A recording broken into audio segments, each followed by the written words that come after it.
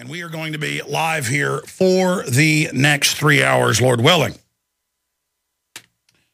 And I am going to attempt as best I can to take your phone calls. We also have Katherine Albrecht joining us over a new DARPA/Pentagon report that they, for the military safety, of course. The TSA needs to stick their hands down your pants for your safety, and they need to surveil you without warrants for your safety and put sodium fluoride in your water and cancer viruses and your vaccines for your safety. But for the military personnel's safety, they all need implantable microchips. My cousin, I don't know, it must have been a decade ago now, I saw him out at a family event, and he was a military officer, still is, and he said, he's in the Army, he said, wow, you're not making this stuff up. They called us all together, several hundred officers, and told us that selective forces would start getting microchips soon, and then it would be classified. I saw him a few years later, and he wouldn't talk to me about it, and he said, I'm not going to discuss it. So I guess he probably got the microchip for all I know. We're not in Kansas anymore. But I'm still kooky and bad for saying it's coming, even though now it's in place.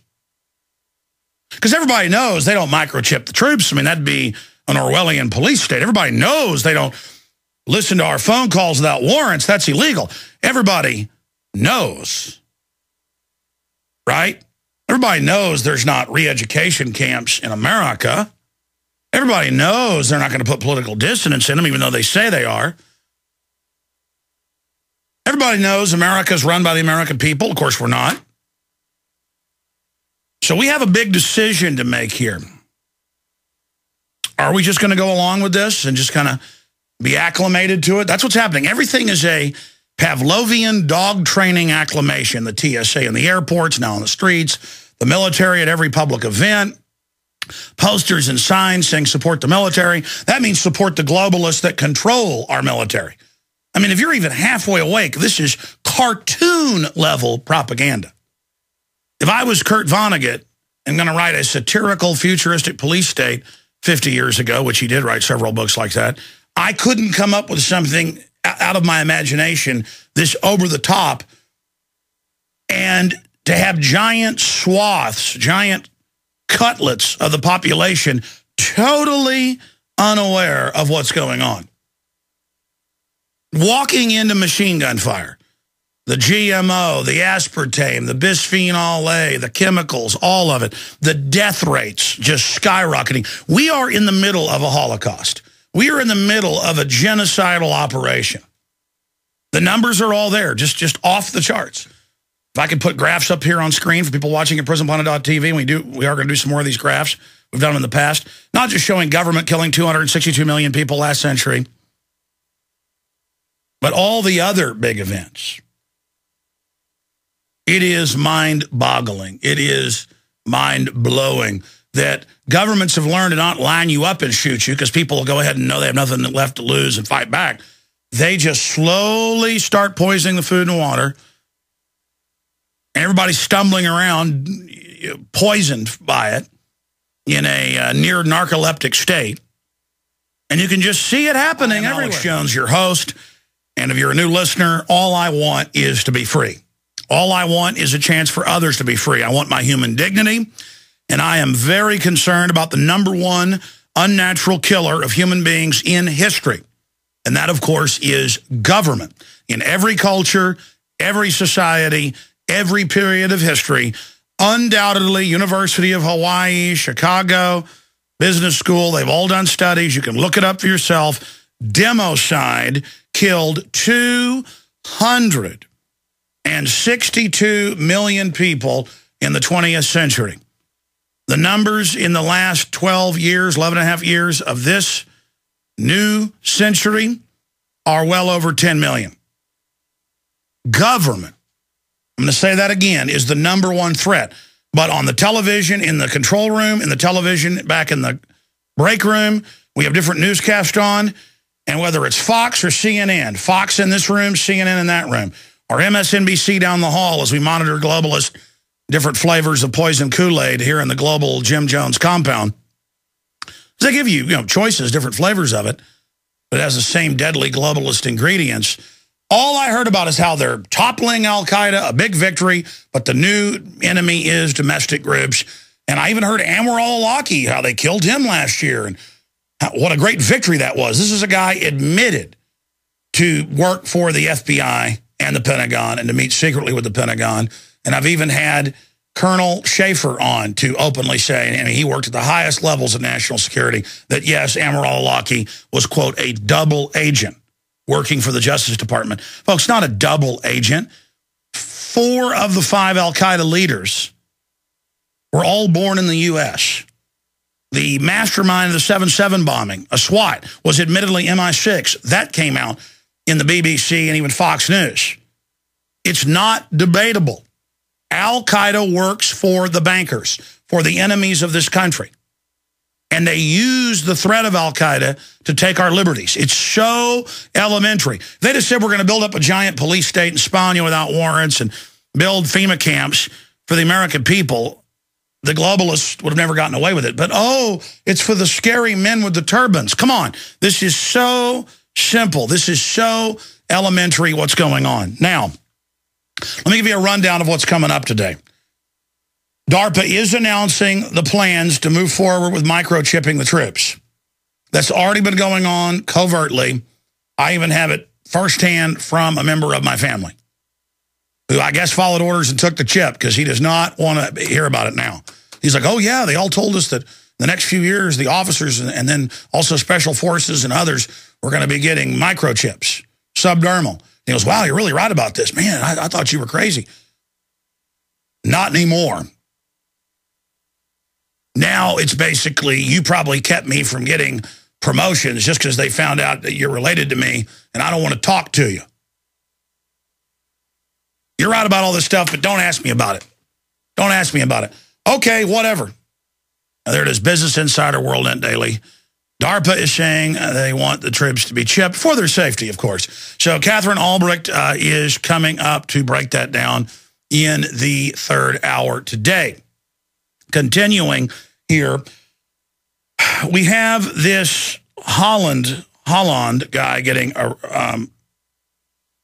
elected, and on the front page of Infowars.com, we've got a photograph of this guy. He looks super creepy. But what have I told you was going to happen? The banksters get the governments of Europe, the United States, England, Australia, Scotland, Ireland, all of them, all under the same management globalist system to sign on globally. This is an old number. It's approaching, Dr. Tarpley and many other economists say, 2 quadrillion, 2,000 trillion. But it was 1.5 quadrillion. The Washington Post a couple years ago said it was 644 trillion. It was the United States share of this. Let me say that again. 640 plus trillion. The entire GDP is 14-something trillion a year. The debt is 15-something trillion. This isn't our debt. And Iceland said no. After a year of fighting, we're not going to, quote, pay off these derivatives. And then it turned out 90+% was not owed by them. And the bankers that did run the country fled. Everybody else has fallen. Greece, Ireland, we've fallen to it. Now Spain. And they tell you in the news, you owe this. It's your fault. And a part of it is the social welfare system that's meant to make you dependent. So you pay in to your pension. And so they can steal it through government and through inflation. And so you're tied in and desperately connected to the system and never want to pull out of it. But I told you, I said the fake revolutions in Europe will be socialist. And that's what's happened with this Hollande character. And they've replaced the globalist Sarkozy, so-called right-wing, give me a break. They've gotten rid of him, and now they bring in a guy who says he's going to raise taxes.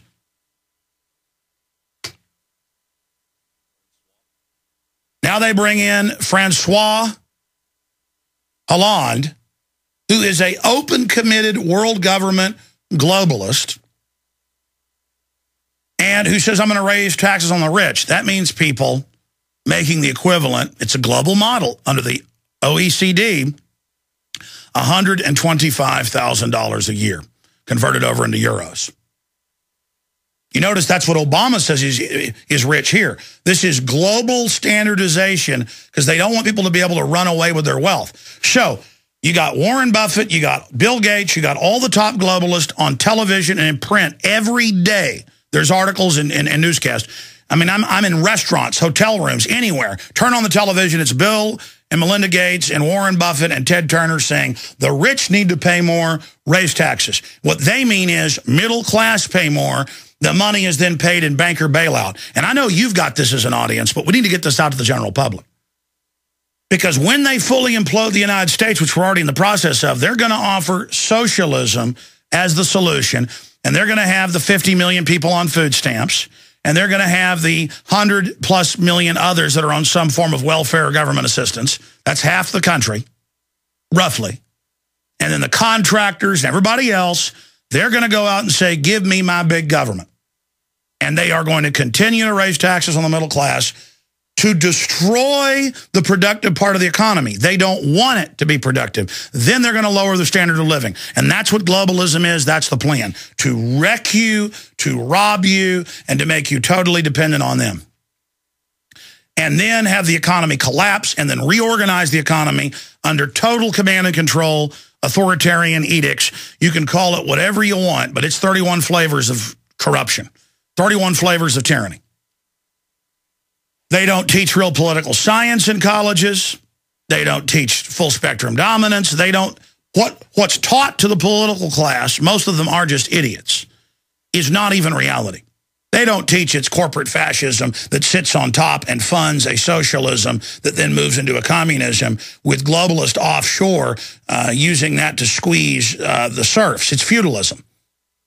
You know, the proper term is neo-feudalistic serfdom. That is the most accurate term that you can find in some political text. I mean, that's why you, just as George Orwell talked about the fact of the plan under Ingsoc was to destroy the language where you couldn't even communicate. In England, if you call someone homosexual, you're arrested. The scientific name, the police come and arrest you. There's no law. The law just says they can define what's racist. And the BBC and the Sun are both reporting that the police are telling their own employees and own people, if you use the word blacklist for websites or for information, you will get in trouble or be arrested. You're like, but because it might mean racism. No, blacklist means blacking out someone's name off a list of vendors. You know, when the NSA blacks out something, that's blacklisting it. Blacklist means strike your name off. It means put you on the list of people that you don't associate with. They have the term blacklist in different formulations in every culture. But again, they're now assaulting words and telling you that they're bad. And so all over the world, they are involved in attacking productivity because productivity and wealth means independence. And the globalists are control freaks. They enjoy poverty and pain. They love being the only ones with the wealth. And the richest people in the world, from the Rockefellers to the Rothschilds, 24/7, just go look at their quotes daily, are saying, raise taxes, please throw me in the briar patch. Oh my gosh, when they write the laws to be exempt. And it is a giant fraud.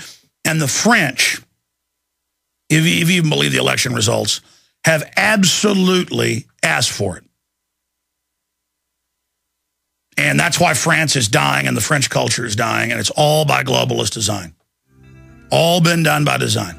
And the same thing's happening here. And as they implode things, the answer is going to be socialism. Busy taking parts from aborted fetuses, and women are taking pills filled with the flesh of dead babies, believing it's a fountain of youth. Mirror, mirror on the wall, who is the fairest of them all? It's like the portrait of Dorian Gray, though. I would not want to see what your soul looks like. Thousands of pills filled with powdered human baby flesh discovered by customs officials in South Korea.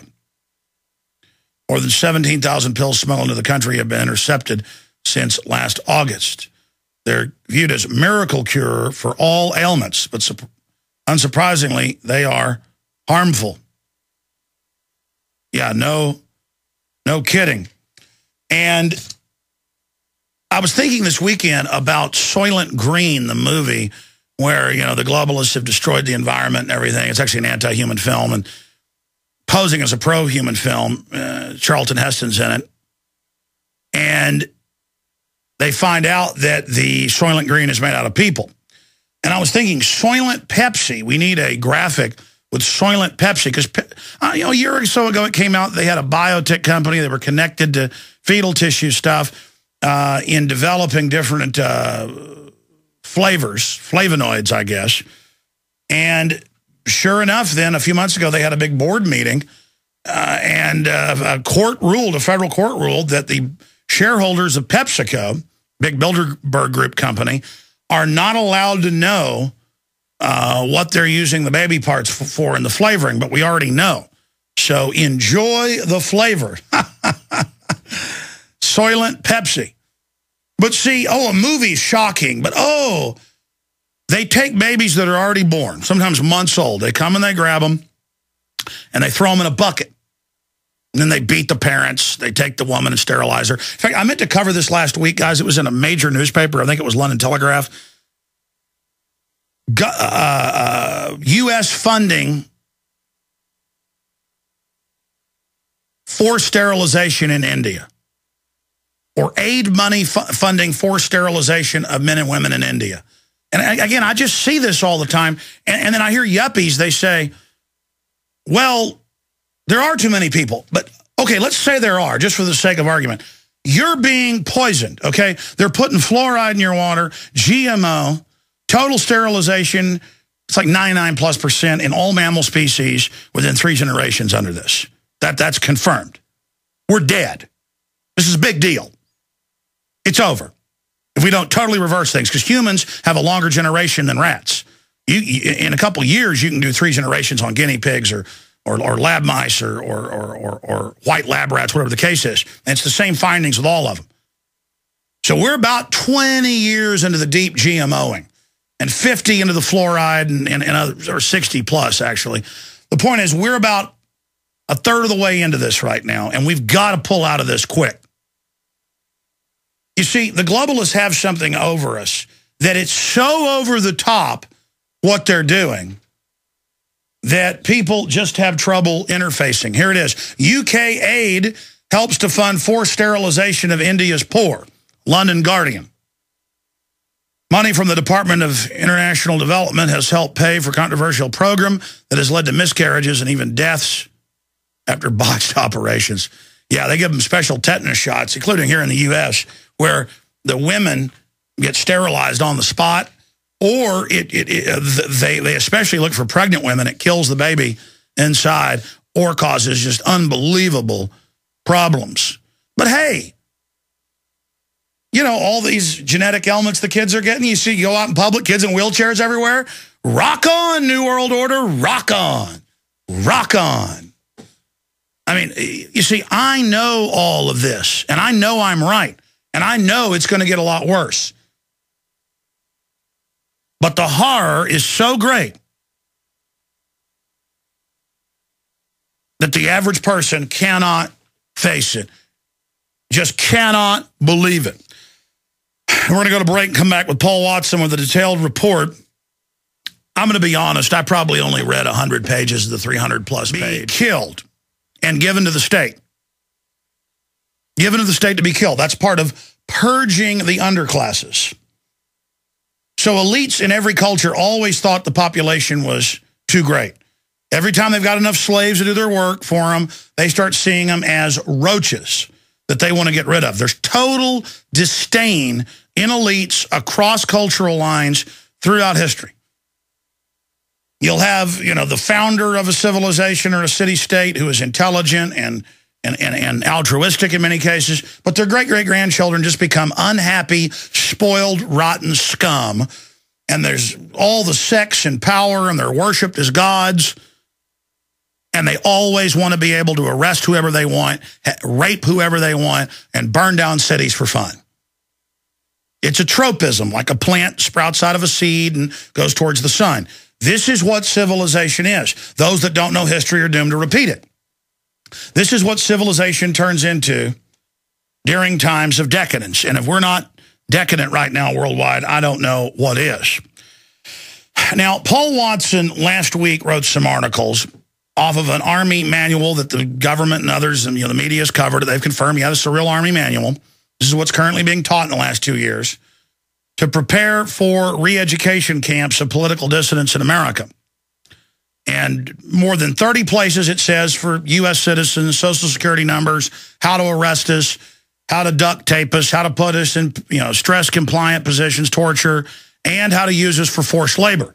Well, that's always been the point. The civilian inmate labor camp program was the beta testing of convicts under U.S. military control, state and federal inmates. Now it's going to go to the political dissidents.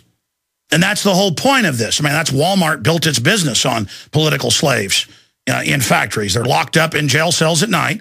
They're brought into highly controlled factories during the day. Most Chinese public schools now, the children go to school part of the time, work in factories, the other part. Firework factories and Foxconn factories building Apple iPads. There's a lot of blood found in the textiles now. Little kids literally work their fingers to the bone. So this is what's going on. And so we built this horrible economy that destroyed our old real economy, our value-added economy, on slave goods. Now we're going to become, it's kind of like bulkheads in a ship, and you lower one, the water comes into the next. So globalism lowers everybody. It doesn't rise anybody up but the globalists. Because, again, they're eugenicists that want to set up a world police state to cut off resources to kill the majority of us in the wars and the famines that come out of it and the depressions, and say, you're on welfare now, but you've got to be sterilized. And I have a stack of news from Latin America, Asia, India, where you want health care? Sterilize yourself. Indian father forced to have a vasectomy to save his son. He was forced to have a vasectomy by doctors in exchange for treating his young son after he was bitten by a suspected rabid dog. This is standard. It's always been that way for 50 years. India offers cars and TV sets for sterilization. And again, there's almost more Indians than there are Chinese. I understand that in many areas of India, it's hellish. But the point is that this is being done covertly, and you need to know about it. And just because you're some racist white yuppie, and you're like, come on, there are too many people. Really? It's being done to you. But the globalists hate you even more. You're the #1 enemy because we have the birthright of the Magna Carta and the Republic and 1776 Declaration of Independence. All the trouble the New World Order's had has come out of the West. The New World Order conquered the West and now has its power because of it. But the fight is here. The evil is here in Western Europe, the UK, the United States, Australia, New Zealand. The evil is centered there. But it's also the good is centered there. So this is where the controls are. This is where the battle's happening. And we are dead. The West is dead. 1.3 replacement rate for every 2 parents. We're dead right now. Most actuaries show it can't even be reversed. If the average person started having 7 children, and they've economically made it. I saw articles this weekend in the U.S. where they're now saying just being poor, the CPS is going to try to take your kids now. You think you're going to go out there and live on the land? They're coming. They're coming. They're coming. They're coming.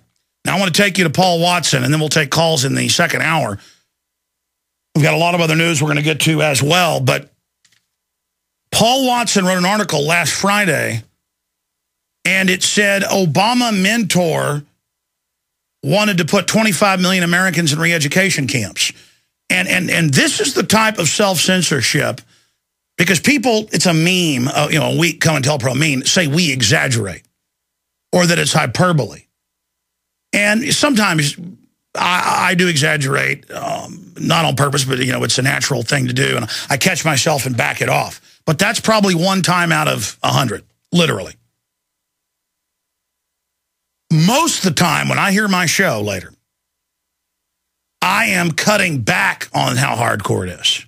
I'm automatically governing it because I can't even believe it at a subconscious level. It's so incredible. And I called Watson up and I said, hey, buddy, your headline says he wanted to incarcerate 25 mil. It says kill, liquidate, kill. And then I go in and we start having a debate about what eliminate means. And I go, he goes on to say, means kill. Put kill. They want to kill, kill, kill. And is it sensational? You bet. Tyranny is sensational. DARPA coming out and saying, yes, we're going to microchip the troops. I got news for you. It's already been going on with officers and special forces. I don't just have documents and news articles on it. I've got family.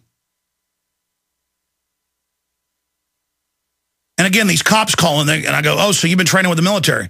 Oh, you have the military and warrant service. Well, Alex, I'm not really supposed to talk about it, but yeah. You're not supposed to talk about it because it's illegal. Torture is illegal. Ordering people to torture is illegal. And of course you said, well, it's just Al-Qaeda. Oh, it ended up being raping children. This is where it always goes. It's what it always turns into. The globalists want to legalize everything they do. And so what they're doing is they're just legalizing it in practice. They're just setting precedents. And now that we get deeper down the mine shaft, it's going to get crazier and weirder by the day, okay?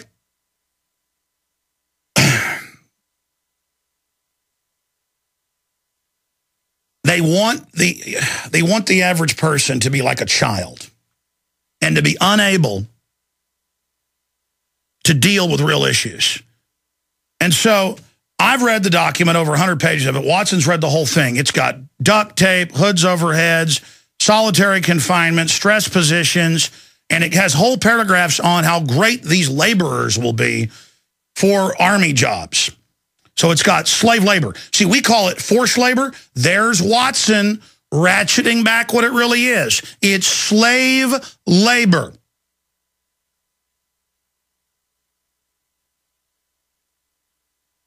The stress positions described and the rest of it, that's torture. So here's the headline today. Re-education camp manual includes rules on isolating political prisoners. Document also describes forced labor. My headline would be, Army prepares forced labor camps for American citizens. Again, I'm not criticizing Watson here. I'm trying to get us all to get our minds around this. If you've studied history, what's about to happen is the norm. Okay? People are like, this can't be happening. It's all happening. They're telling you, give up all your rights because of Al-Qaeda that's non-existent. Meanwhile, in 1 week, there have been, 36 beheadings on the U.S.-Mexico border. I mean, it's total war bedlam. And the government's all saying the American people are the enemy. The government isn't the government. Paul Watson has now read the entire document, 300-plus pages.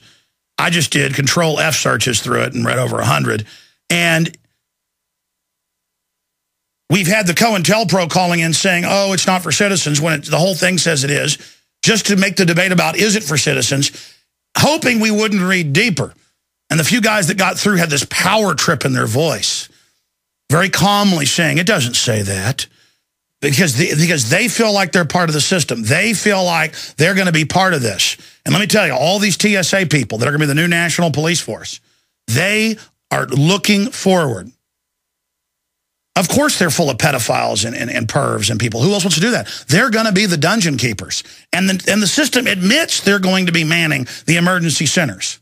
So the police and military are going to go out and arrest you, and they're going to take you to these facilities just filled with potbellies, with cattle prods and stuff. And let me tell you, I've always been for peaceful resolution of this, but no one can go to a re-education camp. They are going to rape your wife and rape your children. They love it. This is the spawn of literal hell that is upon us. These are enemies here in this country. Paul Watson, break down the latest. We've got to get this article out to everybody, and we need another one. We need to title this, Army establishing slave labor camps for Americans. I mean, and notice the few mainstream media outlets that report on this are like, oh, well, it's no big deal. Maybe it's needed. I mean, this is how far we've come, Paul. Well, sometimes, Alex, it doesn't matter what headline you put on it. People will find any way possible to deny it. And as you said, first they said it wasn't for citizens. We disproved that with about a dozen or more separate examples where it says directly if the president passes an executive order that nullifies posse comitatus, then everything in this manual applies to US citizens. And there's several references to US territory. There's a reference to identifying prisoners via social security numbers. So we prove beyond doubt that it does apply to US citizens. So then this whole new thing about, oh, this is just a scenario. It's just a plan for some future event. They're always making plans, the army. This will never happen. It's not a plan. It's a manual. It's to train people. This is how you treat detainees in detention camps. And as we saw from Abu Ghraib, I mean, they treat them a lot worse than what's in this manual even. But this says directly that it's all designed to occur in the US as well. So today, this morning, I went through it once again and found this provision about forced labour, which is, again, if you do a Control-F search, like you said earlier, you can find all this. Page 277 of the manual states, detainees constitute a significant labour force of skilled and unskilled individuals. These individuals should be employed to the fullest extent possible in work that is needed to construct, manage, perform administrative functions for and maintain the internment facility. So they're going to employ, through forced labour, the detainees, the prisoners, to build and maintain their own prison camp. And well, that's what the New World Order prison planet is. We build our own prison camp. The whole thing's a re-education camp. And that's exactly what I said on RT last week, because I've studied these. These camps are actually to create the trustees to go out and be the operatives in the general public. The real political detainees, they'll never be released. This is mainly a boot camp system for displaced persons, and they become the slobbering, fawning trustees.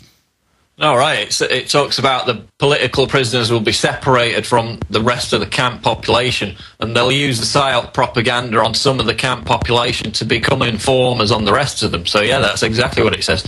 And also, with this whole labour issue, the re-education camps, the infamous ones in China and North Korea, which is why all this is so chilling, because the people who don't know that don't know its origins. They don't know that there's 200,000 North Koreans currently in re-education camps over there.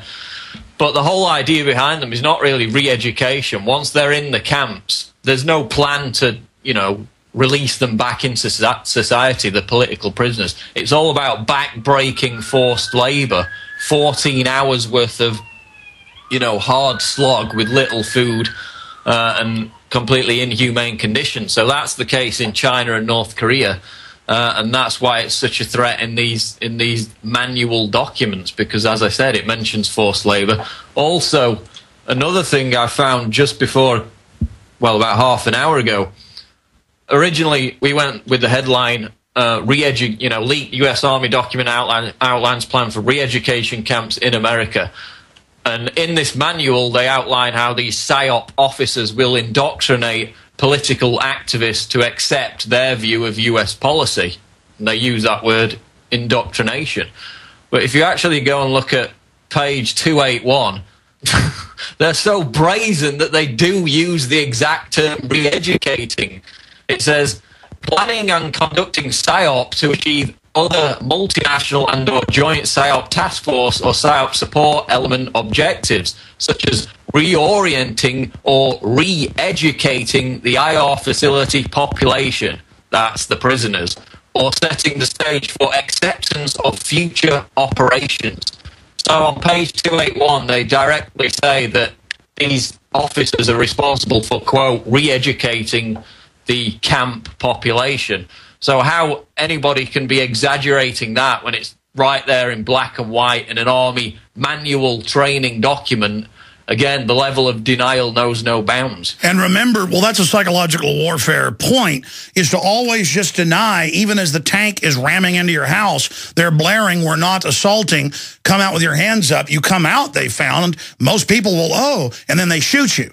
So it's just like in Mars Attacks, to use a children's analogy, the aliens are running around killing everybody with a loudspeaker saying, "Don't run, we are your friends." And the people come out with their hands up, and the aliens shoot them and go, "Ha, ha, ha, ha," because it's so funny to them. And that's what's so funny, is they call us the extremists who are awake to this and then sit around laughing. It's like Karl Rove telling the media at a cocktail party, New York Times, Washington Post, he said, "We control reality, you'll do whatever we say."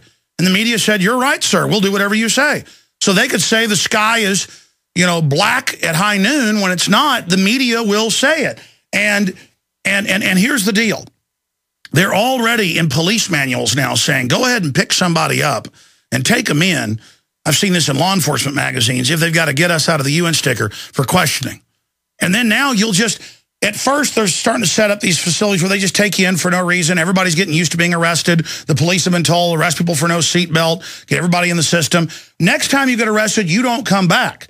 And they just hand you over to the feds, you disappear. And for a while, they're going to get away with that. But then everybody is just going to start resisting when anybody pulls them over. But that's part of the plan then. And the government's going to say, look, see, the American people are terrorists. They're starting to shoot any cop that pulls them over. I mean, can police see where this is going to go? We have been captured by a foreign banking cartel. We are occupied. We've still got some media systems.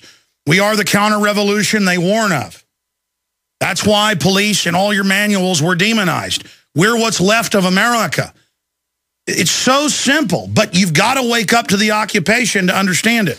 Here's Alexander Solzhenitsyn, who was in the Russian slave camps, and how we burned in the camps later, thinking, what would things have been like if every security operative, when he went out at night to make an arrest, had been uncertain whether he would return alive and had to say goodbye to his family, or if during periods of mass arrest, as for example in Leningrad, when they arrested a quarter of the entire city, people had not simply sat there in their lairs, paling with terror at every bang on the downstairs door and every step on the staircase, but had understood that they had nothing left to lose and had boldly set up in the downstairs hall an ambush of half a dozen people with axes, hammers, pokers, or whatever else was at hand. These are folks that didn't have guns.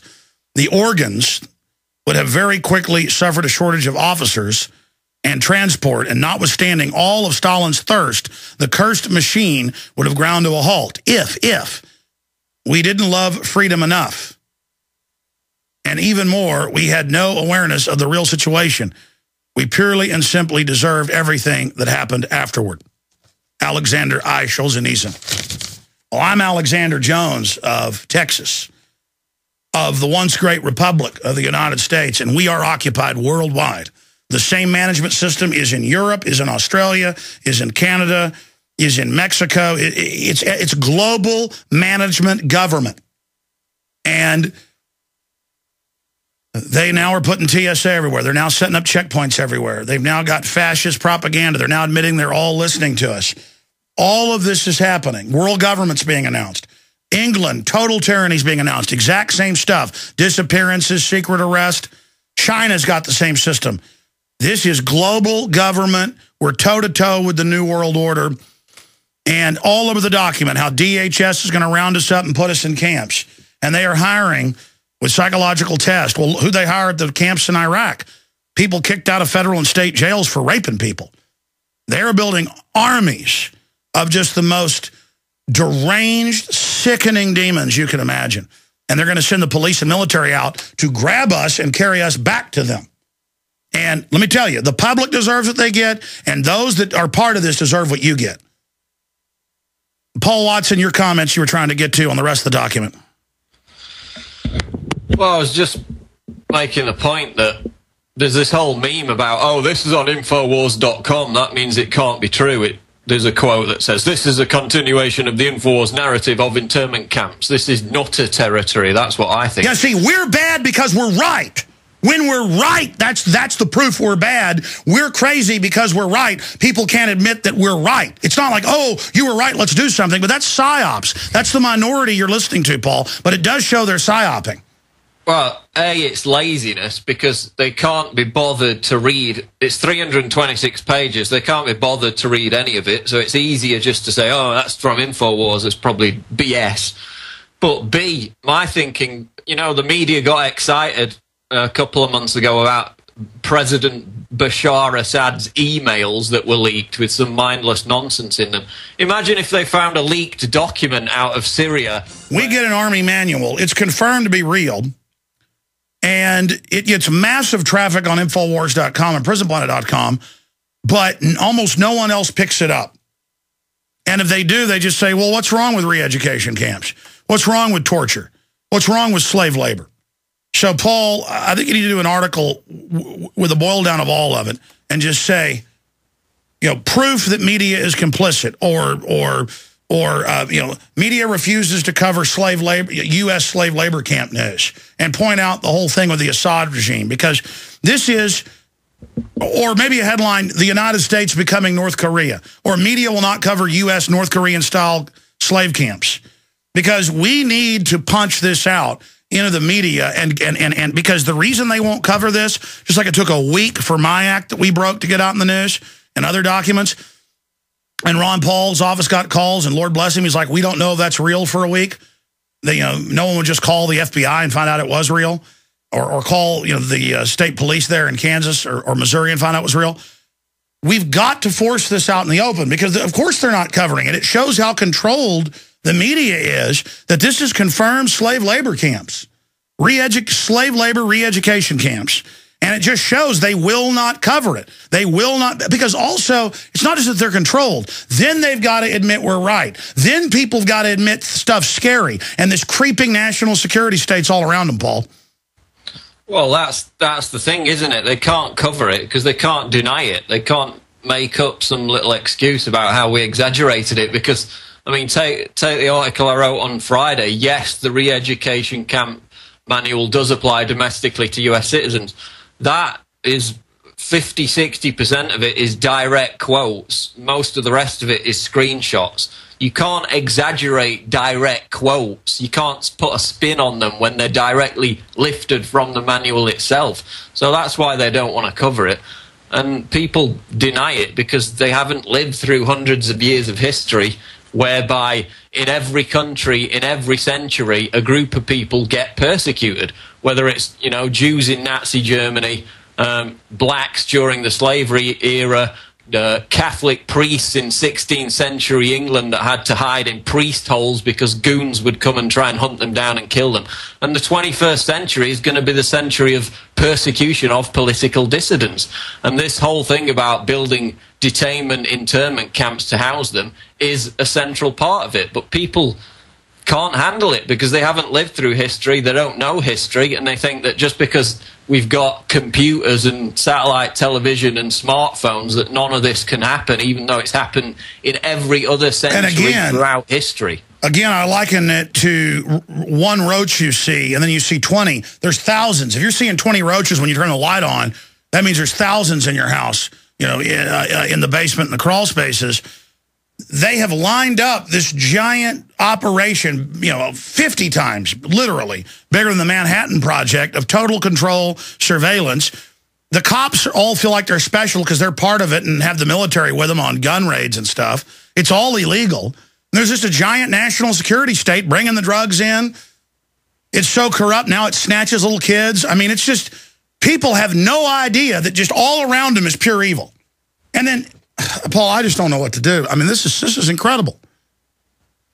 Well, people wouldn't have believed that the federal government would have hired goons to feel up kids and, you know, get on buses and interrogate people. But it's happening. It's happening right now. So stop living in denial. We have all the other training manuals of who they're going after. It's gun owners, conservatives, libertarians, returning veterans, retired police officers. Anybody who isn't going to go along with total socialism leading into communism.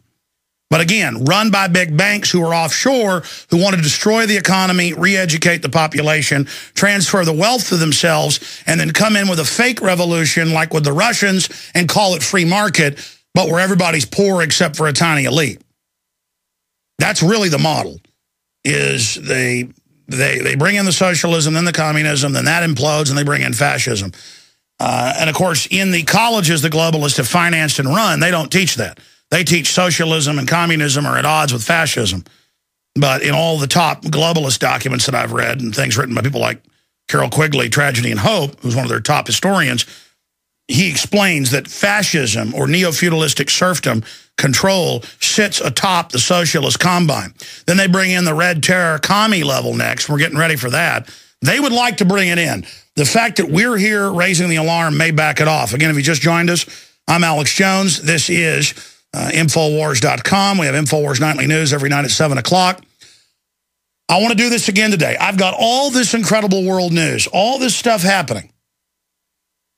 The big elections in Europe. I covered some of that at the start of the last hour, but none of that is important compared to the giant police state that's being rolled out now that's been built behind the scenes. Re-education camp manual includes rules on isolating political prisoners. Document also describes slave labor. Paul uses the term forced labor. And under FEMA, the 10 regions, under the FEMA Corps, all of this, the clergy response teams, the InfraGard, the citizen spies, it's for the American people. It isn't for Al-Qaeda. Al-CIA, duh. Al-Qaeda is run by the CIA, duh. Al-CIA, duh.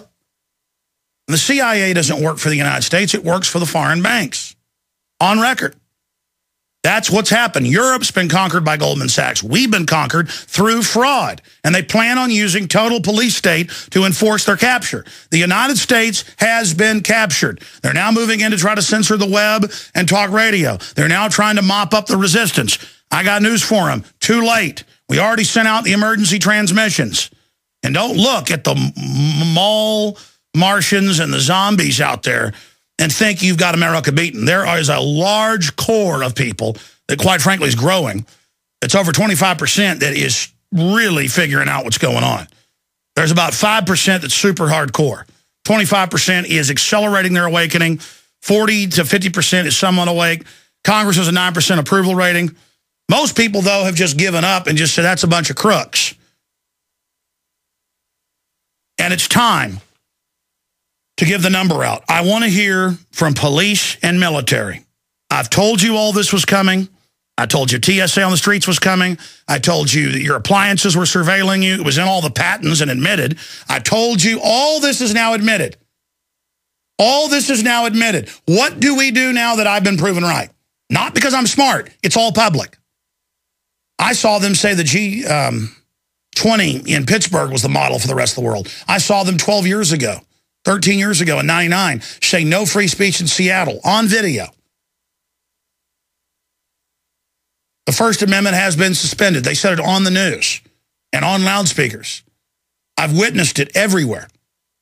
They do these little mini martial laws and bring cops in from everywhere to test and make sure when they set off some nukes or something or release a bioweapon and pose as saviors on the news to make sure you go along with it. And they're going to have fake militia groups attack local police and people to get the war started, to get the civil war started, just like the globalists blew up Shiite and Sunni mosque to get each other killing each other in Iraq. That was part of that plan. That's been declassified. They're planning on this. Are we going to do it? I want to hear from the police and military. 800-259-9231. We had a couple of police calling last Thursday, and I'm like, have you done warrant service with military in police uniform?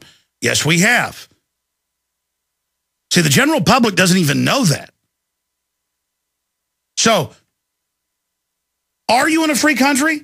Can you call in and talk about this stuff? What won't you put up with? Do you really buy the returning veterans are going to be the big terror group? Well, I guess when you try to take their kids and put them in re-education camps, they're going to start killing people, and they're going to be called terrorists.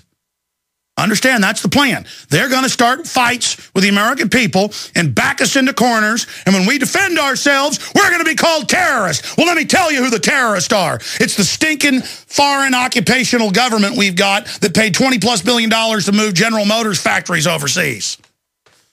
The terrorists are the people that have had the autism rate go from 1 in 25,000 to 1 in 58.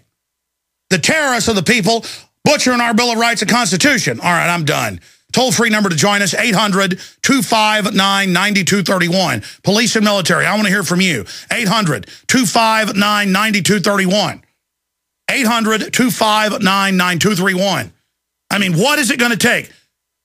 Are you going to just go along with the system because of peer pressure, because you think you'll be safe doing that? Because they plan on eliminating the patriots in this country and the police and military by having us kill each other. That's the globalist model, is divide and conquer. I don't want to be part of this. But it's clear now, looking at the tea leaves, looking at all the signs that are there, one of the main options, one of the main cards in the globalist hand, in their fist, is staged terror attacks, starting provocations, and going for a gun confiscation to start a civil war. The NRA's milquetoast, folks, and they came out last year and said, yes, they've got internal memos and documents that Obama plans to, quote, ban guns. That's the headline in his next term. Well, Romney will do it too. Let me tell you something. They nuke a city and Romney tells people to turn their guns in. A lot of them are. All right, going back to Watson. Watson, give people a final briefing. We're going to go to break and come back with phone calls. Well, I found a definition on re-education camps, and it's re-education through labor, also called Laojiao, a form of penal detention in China or the Soviet gulags for, quote, re-education of class enemies and reintegrating them through labor into the Soviet society. And in this manual, this army manual that applies to US citizens, it says that the PSYOP team will be responsible for, quote, using indoctrination programs to reduce or remove antagonistic attitudes, as well as targeting, quote, political activists with such indoctrination programs to provide, quote, understanding and appreciation of US policies and actions. And then, as I said earlier, page 281, it says, reorienting or re-educating the IR facility population is, again, a role of the PSYOP officer. So admitted re-education camps, forced labour camps, applies to US citizens, and yet nothing whatsoever in the mainstream media. People should take these articles and just bombard ABC, CNN, all of them with these articles and say, are you going to cover this? What if President Assad in Syria was advocating forced labour camps, re-education camps for the rebels, the glorious Al-Qaeda rebels? Do you think they'd cover it then? Well, of course they would, but they're not covering it now because this applies in America. It's a direct threat, and it's another glaring example of how America is turning into a militarized police state. And by the way, I've talked to the troops, but I've seen it myself in an MIT magazine. They brag. Everything done in Iraq with checkpoints, face scans, all of that, national ID cards, that's the model for Western countries. We are the enemy. The bankers run our military. And they're coming in with a system where our entire country is a giant re-education camp. Yeah, that's why they've got 9,300 checkpoints they had last year. TSA's getting more funding. They're going to have even more checkpoints this year. And what's Iraq full of? Checkpoints, because it's an occupied country. America is fast becoming an occupied country. Every new movie I watch that's an action movie is they say, oh, just a routine checkpoint in the countryside, in the city. They show every movie I see now, checkpoints, and they always say, oh, just a routine checkpoint. That's government propaganda placement in all the shows. I mean, folks, do you realize how deep we are in this? We are under total psychological warfare attack. This is a vicious assault. This is a very aggressive assault. And again, they don't want us to raise the alarm before the provocation event they roll it out. That's why they won't cover it. They don't want this out until they stage the terror attack.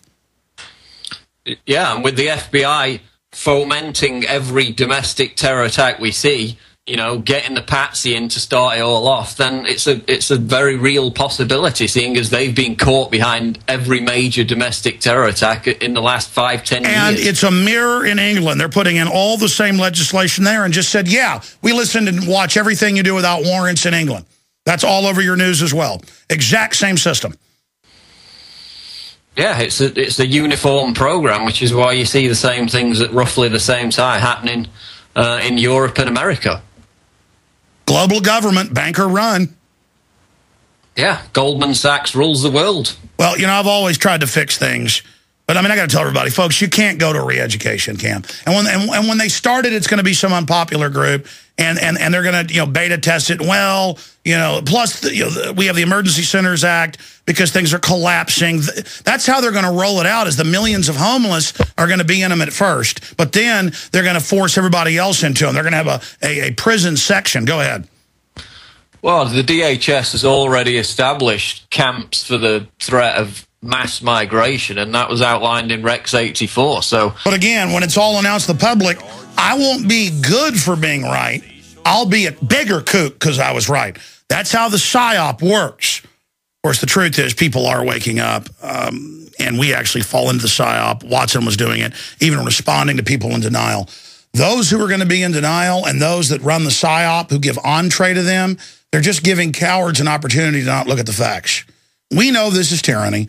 We know everything happening is part of a police state takeover.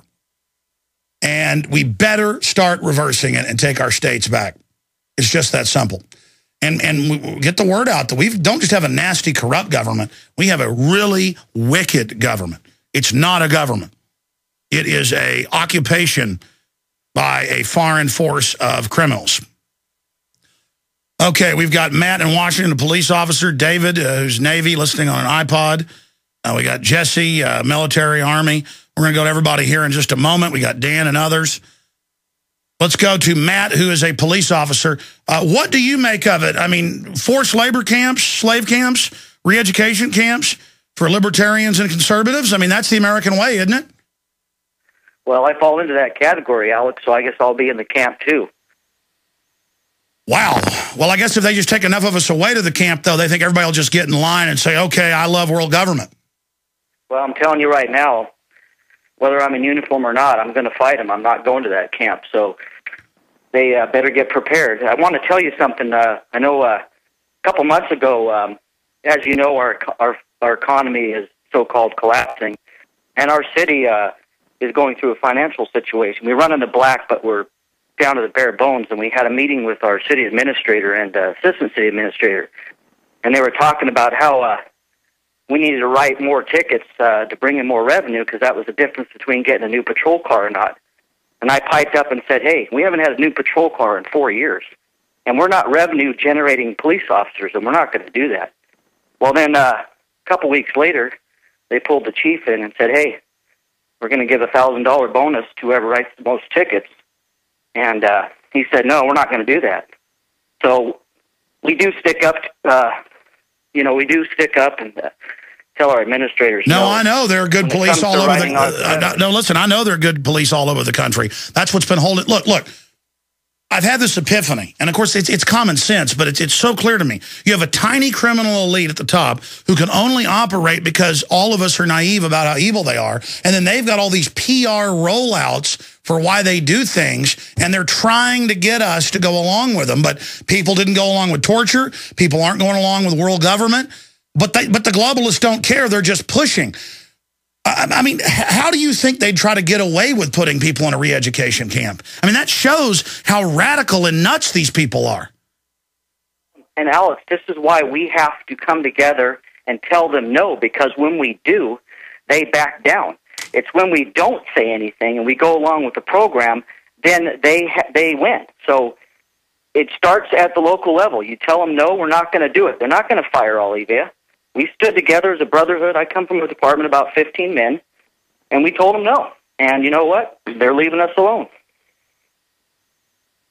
Well, that's the problem. Some of these big departments are totally federally run, and they just do whatever they want. But it is crazy. Anything else you'd like to add?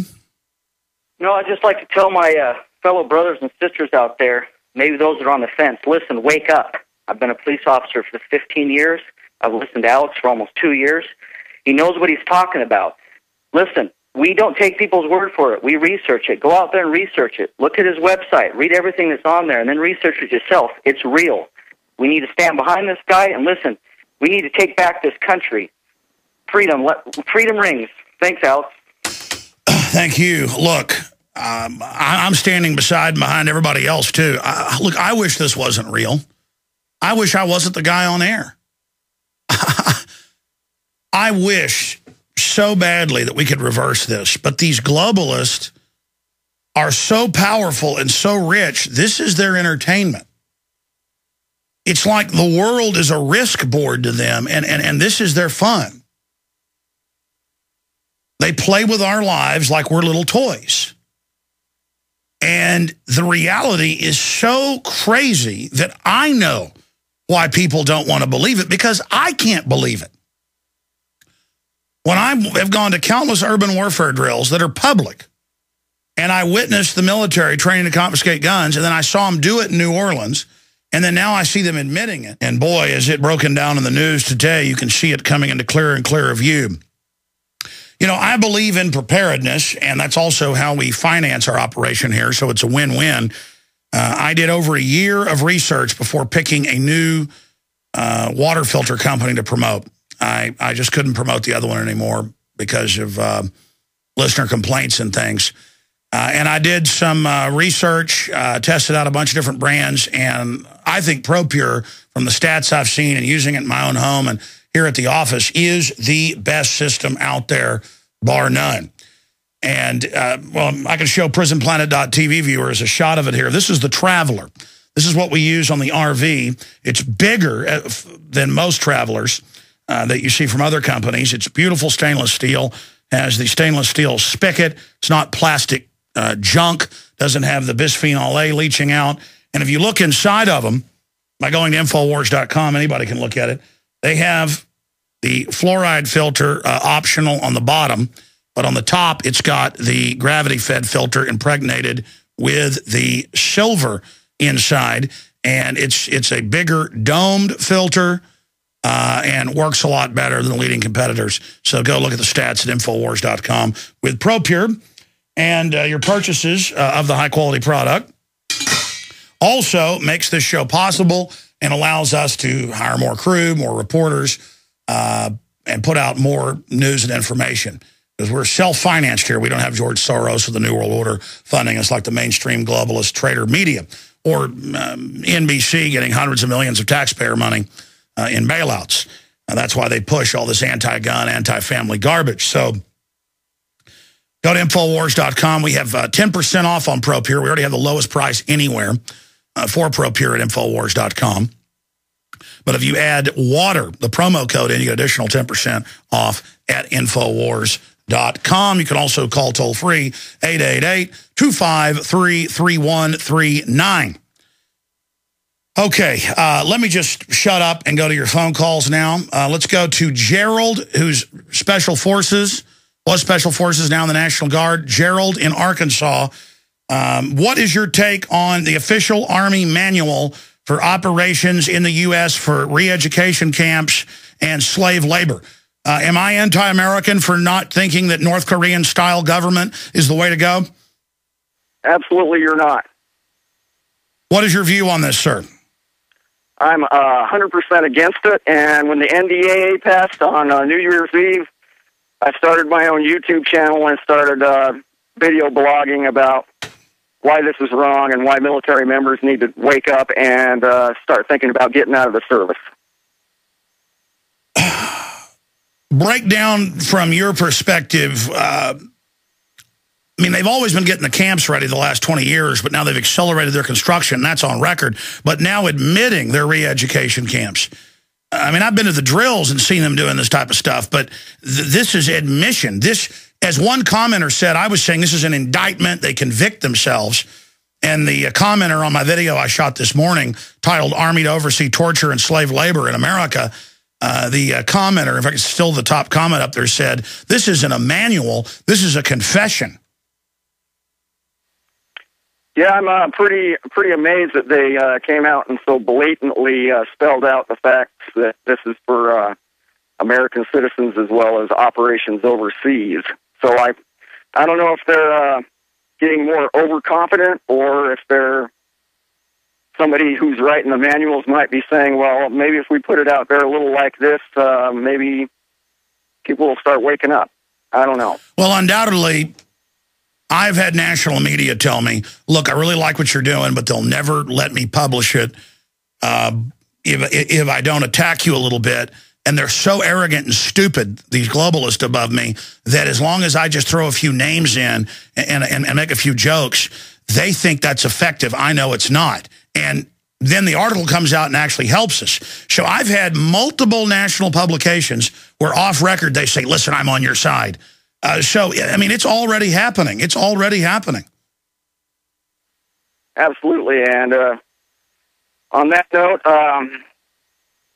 I want to point something out that's happening to me. I've been out of work since August of last year, and I've been applying for jobs.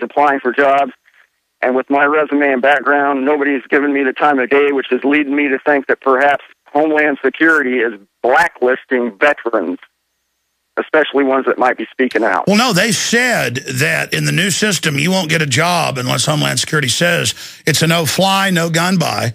And if we give into that and say, okay, I'll do what you say or I won't have a job, that's what the Soviets did when they'd occupy a place first. The Nazis did that. And if you give in, you lose everything. These are terrorists.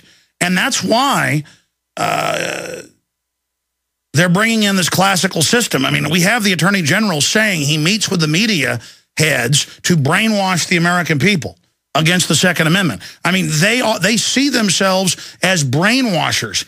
Every action movie that I rent or buy, because I've got an old treadmill and an old DVD player, people are like, get it on Netflix. The point is, every movie I see when I jog in the garage every morning, every action movie I watch now, every one has checkpoints in them and black uniforms and has someone say, what's this? Oh, just a routine checkpoint. I keep forgetting the name of the latest movie. It's got, it's not Salt, which is really stupid. And that's got checkpoints all over it. It's got a chick who's a Marine, who's a private contractor trying to save a hostage. And then they actually kill the hostage and try to set her up. And then she's running through, you know, like Colorado and the ice. And and they drive up to a checkpoint. She says, what's this? And the guy says, oh, just a routine checkpoint. I mean, folks, that is there in every movie. How creepy in America we have collaborators in the media implanting messages to acclimate everyone to checkpoints everywhere. And in all these movies, they're showing the government searching houses without warrants. And the CIA director comes out and says, we're spying on you without warrants. That's illegal on two fronts. Spying without a warrant's illegal, and the CIA domestically is illegal. But again, they're throwing it in our face. Why do you think that is, Gerald? They're just trying to show us that they're the dominant animal and that we are the submissives and we need to accept our place. And again, I could see being a coward and rolling over and working with the system if it was just boss hog corrupt. It's not. These are eugenicists who are spiking the food and water, and I've published, republished, and linked to the Rockefeller, the White House science czar, all of them. They're doing it. You can't make a deal with them. If I hear one more person call me and say, you have such courage, we admire you. No, I don't. No, I do not. This is self-preservation, folks. You don't make a deal with these people. It's a slow, soft kill. All we can do is all in. And before, look, if they're talking about gagging and torturing people to keep them quiet in the re-education centers, let's fight them in the larger re-education camp that is America and fight them with asymmetrical info war at the grassroots level everywhere. And let's advertise local groups to start businesses or work together to hire veterans. You know, let's do things like that, because what they do is what happens, sir, is they psychologically tested you when you're in the military, undoubtedly. They have a file on what decisions you made. They've got algorithms on what you do. They have a file. Vets that are awake are the ultimate enemy. Vets that are Dudley do-right, will do whatever they're told, are recruited into policing. But a lot of those actually wake up later. The globalists have a big problem. They're able to loot the country of $27+ trillion in the last few years. They're able to gut things, shut down the industry. They're in control of that, but they're not in control right at the local level. You understand? They still haven't made everybody immoral yet. That's their final problem they've got. We've got to hit them at every level. Anything else? Yes, I'm a writer as well, and I joined the Army in 1986 so I could research what it's like to be a soldier, so I could create the character that would be, a soldier would pick up the book and read it and say, this guy's been there. And my publishing website is bluefalconpress.com. And I also want to point out about jobs, getting jobs in America. I have been on so many websites applying for jobs, and you have to go through a psych eval as part of your application. Were you aware of that? Yeah, and you know they integrate it, and it's mentally ill to be moral. I appreciate your call. No, we're living in a giant re-education camp. I mean, the system admits that. They've only got it turned up, though, 3 clicks on the stove. It can go all the way up to 12. And they're just turning the heat up, turning the heat up, turning the heat up, turning the heat up. Man, it's bad. Let's go to Jesse in New Orleans, former U.S. Army, to give us his take on this. Go ahead. Hello, Jesse. Okay, Jesse's away from his phone. Thank you, Jesse. Let's go to David, who is Navy, listening on an iPod. Go ahead, you're on the air. How you doing, Alex? Great to be on. I'm really fired up. Out there, I could tell you now, the military really appreciate what you're doing for us. Well, thank you. What's your view on America secretly trying to adopt, the people that have hijacked America, a North Korean model? I'm disgusted with it, and I can tell you this: it really boggles my mind with what was coming out with Breitbart and the whole underground weather group and how they were. This was their plan. This was their plan. That's what Breitbart was going to come out with, was Obama at meetings talking about re-education. He dies, and they release some flimsy thing a few weeks later, nothing to do with what he said, and now the coroner's dead. I mean, how obvious does this have to get? Being active duty, there's only... You obviously know that there's some stuff I can't say, but it's mind-blowing. It really is. People really need to start opening their eyes, see what's going on. What you're saying is what we're talking about is accurate from what you've seen. It's absolutely accurate. And you know something, like you say, the minority makes the difference. It's never the majority, no matter where it is. What I would really like to see is somebody... See, I will go back and I'll do the research on my own, and see where the links are. But I think somebody's got to link everything from the Rothschilds and Waterloo all the way up to what we're seeing right now. So the average person that doesn't want to go out and do the research can just see it all in line, how it's... Yeah, we need to produce like a 10-minute graphical, animated... In fact, I was just thinking about that this weekend, and starting the piece out showing a risk set and saying, people play this as children or in college, but there's a real game for world government, and break down how the bankers have done it. And again, it's not just like they want to conquer us and then have a civilization. They want to kill everybody is what's horrible. I mean, once they get their world government in place, God, Katie bar the door. Exactly. Well, obviously you can't talk about classified stuff, but now that it's public, have you seen similar manuals to this for re-education camps in America? Personally have not seen it, but what really, I wonder why no other, like Drudge usually will cover almost anything you have. I wonder why it's not. This is big news. This really should be on every major news network out there. I'm pretty surprised that Drudge hasn't linked it yet. Well, again, nobody's perfect. We make mistakes sometimes, and something this shocking, even though it is triplicate confirmed with the whole background information, I'll guarantee you Drudge is probably waiting with something like this until so-called mainstream media covers it. And you notice they're not. They didn't cover the NDAA the first few weeks we were running around freaking out. Drudge did cover that.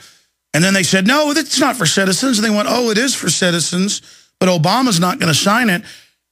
I mean, people didn't believe it the first few days when Obama came out and said Congress isn't over war anymore. Drudge did cover that, but yeah, we'll see what happens. God bless you, sir. I appreciate your call.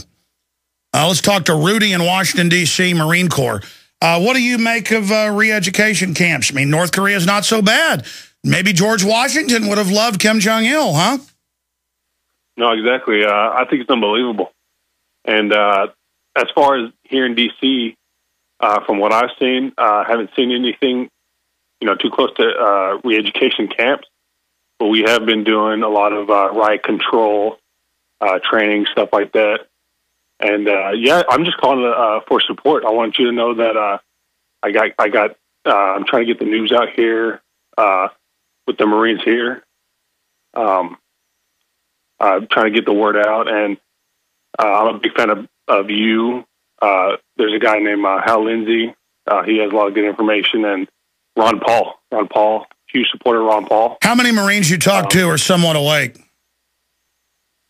From, not tons, but, there are guys like me who are out there spreading the word. And well, that's good news. Look, to break down how they're going to do this, the economy keeps collapsing. They're basically moving towards the poorhouse model that England had, where they're going to lock up the homeless people. This is already happening, where they won't let you sleep or camp anywhere, but then they lock you up at night in facilities. Then there's crime. So then there's low security prison areas. Then there's areas for political dissidents. That's what this breaks down. The regular military just does riot control, and then during that hysteria, political dissidents get picked up who are blamed for it. They're loaded on the trucks and taken to the facilities. And then it's specialized people. Who do you think the Army and Marine Corps hired to run prison camps? They'd have regular Marines and Army on the outside, but in the inner dungeons, they would hire disgraced federal and state prison guards as contractors, or they would hire them and get them into the military and grease the skids for them. And that's who they hire. That's who they want. So, see, that's how this compartmentalization works. See, I'm a low-down guy, so, I'm not up there. I'm not too high in the ranks, so, I wouldn't know a ton, but here low down in the enlisted field, I got guys, like I said, I'm getting the word out there. And there are some guys, and, at first they'll start to, they kind of just stay away from it because, I don't know, they have other things on their mind, like, going out, partying, drinking, and stuff like that. But, I kind of feel like it's almost scary to them. So it's so scary, they don't want to believe it, and they kind of just distance themselves from it. But when they really start learning about it, and you really start feeding them the information, it starts making sense. They start to, they start getting a little interested, and they start listening. And well, here's the deal. History is scary. And if you look what the founders talked about, they went through all of this as well. They had re-education camps. I'm sorry, go ahead. Oh, no, go ahead. It's, I was just saying that, once it's all about really getting that information to them. And you know why the globalists want to use mercenaries. You know why they want to use foreign troops. It's because they are going to have trouble getting our police and military to carry out these activities. That's why the feds are creating all these new bureaucracies to harass and fine and fee people, and they're going into organic food stores with guns drawn. It's all part of implying that the people are bad and the system is good. Think about how many times I told you there was a plan to microchip U.S. military personnel. And now that's in the news today. In fact, guys, I had all those articles yesterday. Will you reprint them and put them in the Katherine Albrecht bio for me ahead of her joining us? Because I may have one for her, but I don't see one here. And I know she was set up last minute, but I probably need to get that. I know there's all this world news, and I've been spending most of the time, the last 3-4 shows, on the prison camp situation. Because here it is admitting that these emergency centers are for re-education of the American people. That's like them digging up bodies in your next-door neighbor's backyard. It's a big deal. And, again, the story is extremely viral on the web, but I could care less about that just so InfoWars gets a bunch of traffic, and at least it's waking up some people. But we need to punch this out. The reason they don't want this to break, and the reason the system's fighting to keep this from becoming a big news story, and the reason we're going to keep beating the drum to make sure it does break through is because it's going to be a big story. This is going to wake a lot of people up if we have a national debate about re-education camps and slave labor in Army manuals for U.S. citizens. I know why PSYOPs hit us day one saying it wasn't real. I understand. Wow, look at this headline. Revealed, U.S. secretly releasing top Taliban insurgents in exchange for peace pledges. That's what they tell them. They really retrain them and send them to other countries like Syria. And again, I think of the general public, how not even ignorant, just how unawake they are. When I hear national news this weekend on XM, I was listening to Fox, CNN, all of it, quite a bit when I was driving, and it was always the same. Assad's bad. Well, the ceasefire isn't doing well. They would imply he'd broken it and then admit that, well, there are government buildings getting blown up. Yeah, that's that bad Assad. Al-Qaeda, on record, real Al-Qaeda, is in there, Western-backed, blowing stuff up to break the ceasefire so the UN can come in and take over the country, just like they did Libya. And it's such a crime that's being committed. Let's go to Dan in Georgia. Got about a minute and a half before we got a break. Go ahead, Dan, Navy. What's your view on all this? I will not go to a retraining camp. Right now, let's go back to Dan in Georgia. Dan, so what does your TSA friend tell you? Well, right now he's suffering from cancer that he got from the machines at the Atlanta airport. Oh. And I took some of your articles and emailed them to him, and it created an uproar at the Atlanta airport. See, we've got to do that. People don't know how they can take all our articles. By the way, John Hopkins, they have cancer clusters for 8 years where they've had naked body scanners in Boston, and they covered it up. 7-fold increase in cancer of the TSA workers. And so it created an uproar, huh, when they got those messages? Well, yes, they had a lot of people that had gotten sick and disappeared, and a lot of them did get cancer that they know of. But well, let me stop you right there. That's why Austin, they want to squeeze people. They're scanning everybody in Austin. They're being particularly mean because they know that's what the legislatures are and because they fought them. Literally, the feds are showing us. But it doesn't matter. Those are all walking dead. So go ahead and laugh at us. You're all dead. Your bosses are going to radiate you. Well, I'm sorry to hear about your friend.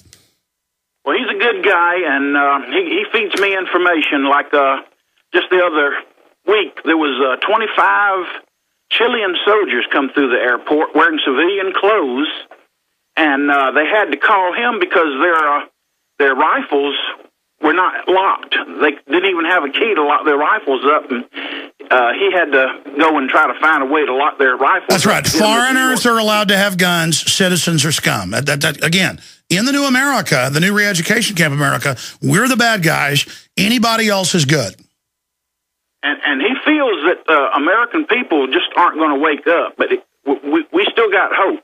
Well, I bash the TSA a lot because of the leadership of it and everything. But again, despite all the things I say about them, half the time they go, listen, we want to get, control of the union and not have to do this. And we know it's bad. And I'm like, well, you better quit. And they're like, I need the job. But then every time I refuse the scanner, they send over the manager. And that's always the thug going, Jones, troublemaker. And I look at the guy and I go, you're actually trying to intimidate me? You're not embarrassed to act like this? You're not intimidating. It's really weird. I mean, these people are scum. Can you imagine wanting an authority job so you could swing your weight around on people? Can you imagine how pathetic those people must be? I'm not cut out like that myself, but I'm not going to the reorganization, retraining camps. In fact, I'm loading magazines now, these 100-round drums, just so that I'll be ready when the time comes. And I've hooked up with some Green Berets, and they know what's going down. And I found myself sitting at a Cracker Barrel restaurant with 3 Green Berets and 3 SWAT team trainers, and I was a low man on the totem pole. Oh, and you say they're aware of what's going on? They are aware, and they are preparing. And I've known this one Green Beret most of my life. That's why I'm part of their group now. But they are very aware. In fact, I remember seeing him bring home books about the continuity of government and the building of nation building. And they were classified as restricted, highly restricted. There are good people all across this world. The good people outnumber the bad people. But if you watch the news, everything is childlike. Everything is done in a joking way, except for when they get real serious and talk to you like you're a child and say the government wants to keep you safe. Well, what is the government? It's not the country. And when the government goes bad, you get tyranny. When the people fear the government, there is tyranny. When the government fears the people, there is liberty. Thomas Jefferson said that. George Washington said similar things. And this is really common sense that we're talking about here, my friends. This is common sense. And it's time to warn everyone you know and say no to the tyranny. I mean, I remember, just to show how our State Department has changed, because it's been corrupt for a long time, but a decade or so ago, the State Department put out reports about China putting baby parts in cosmetics and selling political dissidents' organs. And then a few years later, they put out a piece debunking conspiracy theories with no facts and said that it was a conspiracy theory that China sold political dissidents' organs or used baby parts for different medicines and cosmetics. Not mentioning that the State Department previously had talked about it. I mean, the State Department doesn't criticize Chinese human rights abuses on any front now to speak of. And now China uses us as the model, saying we're going to pass our own NDAA to secretly arrest citizens. We're going to do all of this, and it's no big deal. And they said because America did it. Now, let me show you another article, then we're going to go to our guest. Thousands of pills, 17,000 to be exact, filled with powdered human baby flesh discovered by customs officials in South Korea. And this is just one shipment. The pills are very popular. Women think it makes them beautiful. Many of the top cosmetic companies, this came out many years ago, in France are getting it from babies that have been killed in China.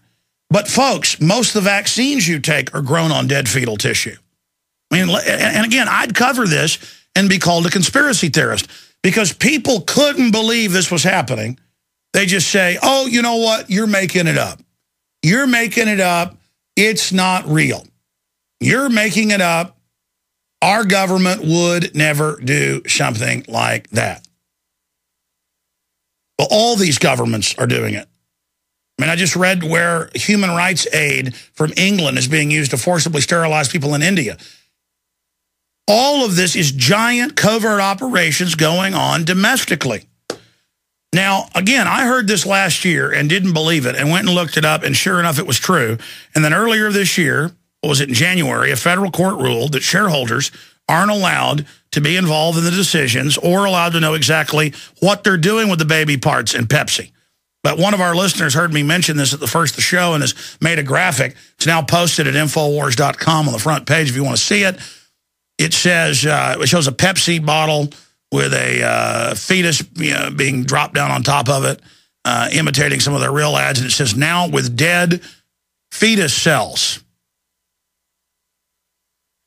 Refresh your world with dead fetus cells for the flavoring. Well, industries want to take a byproduct and make it profitable. And you got millions of abortions a year here. You got tens of millions in China. I mean, the number's astronomical. And so they want to do something with it. And so now you've got White House advisors and others and top bioethicists coming out and saying babies are like mackerel. That's a quote by Peter Singer. Let's kill them up to age 3. And then the big bioethicist board comes out and says, you know what? Since, the kids, most of them are going to be born autistic or mentally retarded from all the stuff we're doing to them, let's just start killing them. From 1 in 25,000 to 1 in 58 to they're talking in 4 to 5 years, 1 out of 9 to 10. And then a few years after that, it'll be every 1 out of 3. And they're like, everything's fine. Everything's good. The government loves you. Take some more shots. And here's another article out of the Daily Mail. Watch what you type. Surveillance cameras so strong they can zoom in to read text messages. Now, I wanted to get Katherine Albrecht on because I saw a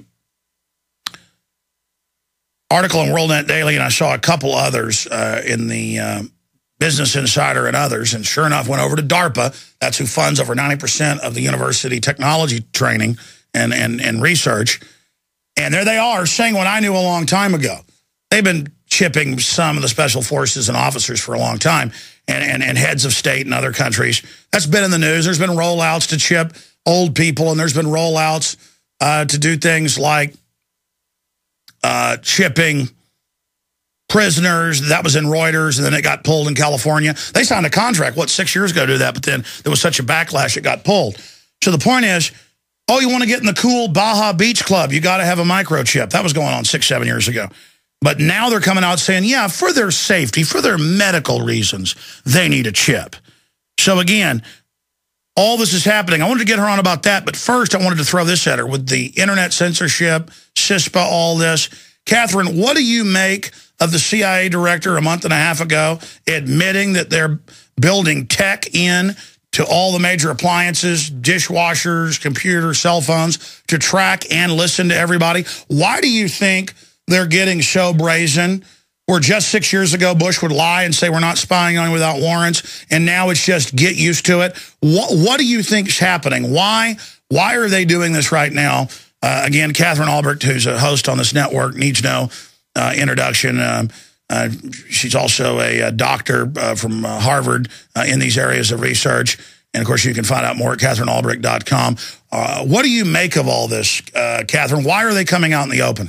Well, you know, it's funny, isn't it, Alex? Because you and I have been warning people about this for over a decade, saying, "Yo, it's coming," and people say, "Oh no, come on, that's that. You know, you're jumping the gun. It's just theoretical. It's just proposals. It's just patent filings. They're never actually going to do it." And you know, it was a couple of years ago. Something actually occurred to me, Alex, and I figured out how they do this. And I'm sure you've also figured this out, probably long before I did. That first they'll accuse you of pie in the sky. You know, that'll never happen. Slippery slope, you're imagining things, you're a conspiracy theorist, but they float it out there anyway. They float it out in the Hollywood movies, they float it out in these proposals, they float it out in these weird news articles. Oftentimes I've had to correct a lot of them because they're simply flat wrong about, there was one Reuters put out that was picked up by hundreds of different news outlets that in Mexico, the Attorney General was microchipping his staff, and I actually, you know, went back and tracked it down, and it wasn't hundreds of people like they'd said, it was only a handful. And anyway, so they give you kind of They do it to normalize it, like, hey, yes, everybody's getting a chip.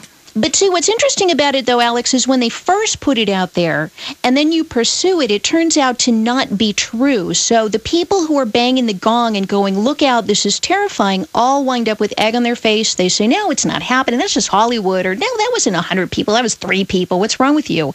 And once it gets into the public psychology, and because, 97% of people are sitting there glued to their televisions all day long, once it gets into your psyche and you can overcome that initial reluctance and that initial feeling of revulsion that everybody feels by saying, oh, no, it's not really real. Then you wait a couple of years, then you turn around and you do it for real, and people are past that initial resistance. And at that point, people start saying, oh, yeah, you know, that old thing. And so what I've come to understand is you're either jumping the gun or you're beating a dead horse, but there's never a correct time to criticize the technology, and they've wired the game in such a way, they've rigged it, so we're either too early or we're too late. That's right, they phase it in to where now it's like, so they're setting up re-education camps to slave labor. I mean, what? Of course they are. We need them. That's right. That's right. So when you first say it, then they want to dismiss you. You're a nut, and it's impossible. But yet you'll notice that they talk about it a lot. You know, it's not like it's quiet. It gets talked about, but laughed at, ridiculed. So it gets into people's heads, gets into their subconscious, and gets accepted, even though people think they're resisting it. And I'll give you a great example: the movie Minority Report. I know you've talked about this on your show too, Alex. Those spiders, you know, Tom Cruise is he's trying to evade the bad guys, and they've got the spiders, and they come under the door and through the windows, and they go through the apartment onto everybody's bed, and it's just part of the, you know, your papers, please, on steroids, and they scan everybody's irises. And when we all saw that movie years ago, we were like, that's really creepy. How could, you know, whoa, that's Hollywood, wow. Well, of course, it turns out that you've actually got companies that have now created those spiders that can actually do pretty much that. And all of us go, oh, yeah, whatever. You know, I saw that 10 years ago in Minority Report. Where's the outrage? Where's the shock?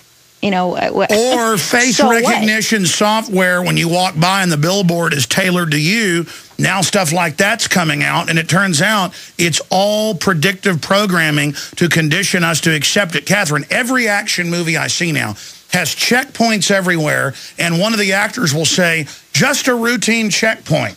So now that's a product placement or behavior placement, as they call it.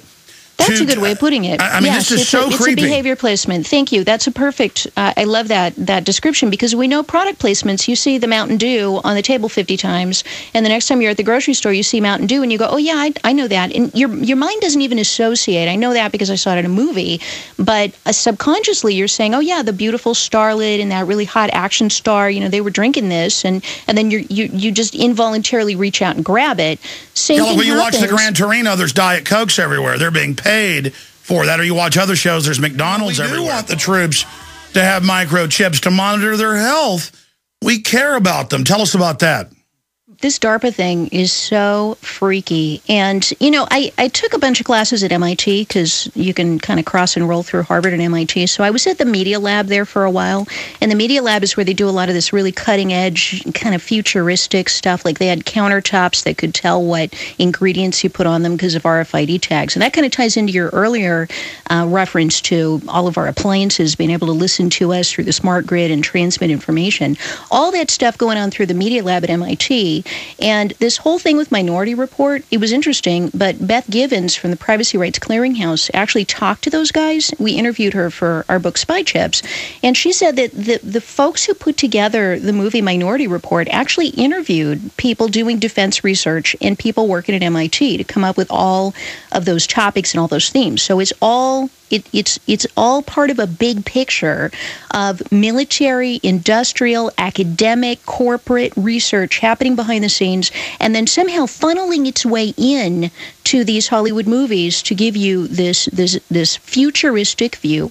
And of course, the reason they can get away with it, Hollywood paints it as something really dark and bad, and we all look at it and we root for the good guy, and he's running away from the bad guys in the dark, encompassing surveillance world, and we're always cheering for the good guys. Nevertheless, even though they're giving you this image and encouraging you to root for the right guy, the rest of it is working its way deep into your subconscious. Now, this thing about DARPA, I don't know to what extent this is vaporware. DARPA is, as your listeners are probably aware, the defense research thing here, which is they are the people who put out our tax dollars and then ask for proposals and solicitations from companies out there. And this is why we know about them, because they are required by law to make these public because they're spending public dollars. And they say, here is a request for proposals. Here's what we want to do. We have money. Companies out there, submit back to us. Give it your best shot. Tell us how you could pull this off. And then we will pay you and give you the contract. And then you develop it. And at that point, it becomes top secret and nobody hears about it.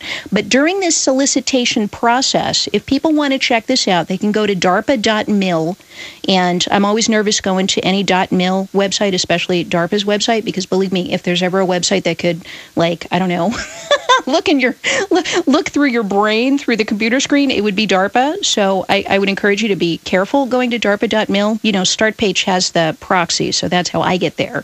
But let me just stop you. You're not being paranoid. When people went to get that Obama car rebate, it would give them a message saying the federal government has taken control of your computer.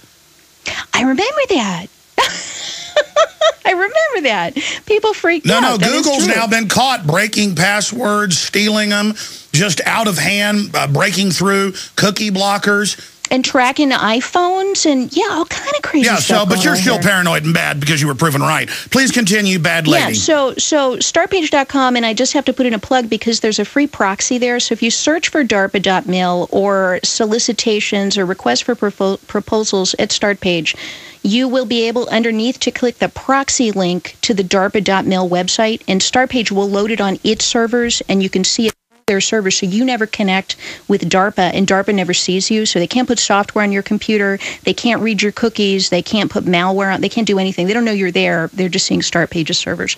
So that's how I get there. But once you get there, you can look up, and I'm on a couple of different pages here. One of them is opportunities/solicitations, and you can see all the things that DARPA is required by law to tell the public that they are looking to spend money on. And of course, in amongst there is this really disturbing one, one that they wrote about in the World in a Daily article. This is called in vivo, meaning in live, living flesh, in actual animals or humans, in vivo nanosensors for diagnostics. It is solicitation number DARPA BAA 1233, so you can find it right there on the DARPA.mil website. Again, go through startpage.com, though. And when you get there, I'll just read the quick description. This is the very short summary. They say the goal is to develop biocompatible nanosensors that provide continuous, non-invasive, and highly accurate measurement of a variety of conditions and substances within the living tissue of animals, plants, and insects. Using non-toxic materials, the sensors will permit qualitative and quantitative assessment over large concentration ranges of glucose, lactate, and urea in large molecules. They're going to become God. Now, the media picks that up and says, Alex Jones says the elite are going to become God. No, that's not what I say in Endgame Blueprint for Global Enslavement. That's not what I say on the show. The elite, and I give sources where they say they believe they're going to merge with machines and that is the new evolutionary jump that's going to happen, and they're going to set up their planetary system and basically get rid of the population before we ever even get to that point. Now, whether they're going to carry that out or not, I don't know, but they've already been carrying out the precursors to it. And so, yeah, that's a scary thing, but it's real. And that's what we're facing as a society. Katherine, if you're just joining us, Dr. Katherine Albrecht, researcher, author into these subjects. From your research, what makes the globalists tick? What type of world are they trying to build? I mean, Google says they want to own the internet. They want to have over-the-horizon predictive powers with the computers to be able to tell mass events before they take place. It's a surveillance system where they can tell where mass movements are going to be able to head them off. But it's still humans at the end of the day that are in control of this, and humans that are willing to dominate and break laws. And so we have incredible power in the hands of very sadistic, wicked people. I mean, the final equation from your research, what is the New World Order? What is their end game? And what are some of the other cutting-edge developments that you're watching? You know, you really pegged it, because we all know the old phrase, knowledge is power. And this is about power. We also know Lord Acton's phrase, power corrupts absolutely. And what we're now coming to a point, and you ask what drives these people, I think it is an unbridled lust for the ultimate form of power, which is the ability to decide who lives and who dies, the ability to decide who can procreate or who can live forever, the ability to decide which trees fall in which forest, or where a frog jumps, or everything else. Because in my research, I mean, you've got the IBM planetary skin, you've got them putting sensors in oceans, you've got them putting sensors in forests, into trees. I ran across a document by a big international forestry organization that actually came up with some statistics to figure out what it would cost to put an RFID microchip, spy chip in every single sapling, every single tree on planet Earth. You know, the planet is getting small enough now that they're actually envisioning the ability to identify every single last animal and microchip them all. So it's really, you know, what would inspire someone to want to do that? And the only thing that I can think that would inspire someone to want to do that is if they're kind of tapping into a darker desire, which gets us onto the spiritual realm, which is the desire to be completely and totally in control, like God. And, you know, you can go all the way back to the Garden of Eden, and, of course, the conversation that occurred there between Satan and Adam and Eve, that conversation, you know, the foundation of Western civilization, trace it all the way back to its beginning, and that conversation was all about power. You know, the knowledge of good and evil, you will become like gods. Just take a bite out of this apple. And, by the way, let me point out that all you listeners out there who have Apple iPads and iPhones and laptop computers, you are carrying around the visual representation of that symbol all day long. You've got the apple with a bite out of it. That represents a deal that was struck when the offer was made. Hey, listen, I will make you like gods. You will have the power of God. And of course, the reality is the only power from God is from God. When God gives you power, that's real power. When God has power, that's real power. But when you get into this technological, twisted, dark stuff, it always, always, always comes with a price. And in fact, we opened Spy Chips with a quote by C.P. Snow from the New York Times. This is back in the 1970s. And he said, technology is a queer gift. It gives you great gifts with one hand and stabs you in the back with the other. And I can think of no technology. I've been reading all these books about the Luddites and about the 1800s and the implementation of all these technologies and where they all got their start. And all of them have come with this huge downside. And ultimately, that downside is going to be the destruction of our entire planet. Look at what's going on over in Fukushima. Look at what happened to Hiroshima. And by the way, I have more articles. Speaking of that, Fukushima reactor number 4, vulnerable to catastrophic collapse, could unleash 85 times the cesium-137 radiation of Chernobyl. And the Japanese government even admits that. The Pentagon says it's a national security threat, but they just had the EPA and FDA raise the level and say that higher levels of radiation is now just safe. Again, they could care less about real environmental crises. They're telling us humans are evil because of carbon dioxide, but reactors blowing up, that's not a problem.